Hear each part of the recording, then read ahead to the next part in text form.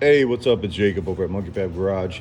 We posted this one yesterday. This is a bus larger model, and this is a non-bus smaller module. This one has 5 relays and 10 fuses, as you can see. So you'll notice that it's color coordinated, or it's got a bunch of paint marks on it. So the reason I do this is it helps me distinguish which pin is what on the relay, since these relays are rectangular and the orientation of the pins is slightly different.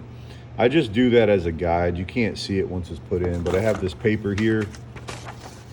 I printed out just for this video, but you can see what all the stuff is for, tells you what it's for, and then how to do a ground trigger if you'd like to do a ground trigger to one of the relays.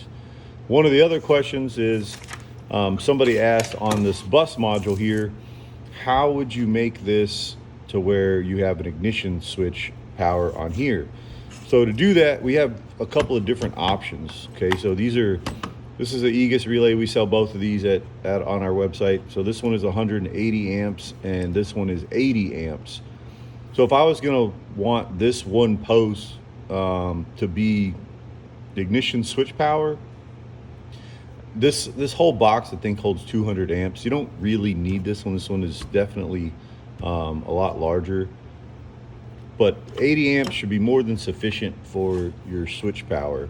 So what you would do is you'd basically tie your power feed into the relay, and then your output over to this post, and then your ignition 12-volt trigger over here. So once you do that, this would obviously be separate, and then when you hit your key switch power, it's going to light up this post, and so all of this would be switch key power, and then this would still be constant, or however you have it set up and wired. So hopefully that helps out. I'm going to put this in our tech section on the website. We'll put this photo up there if anybody needs to reference it or whatnot.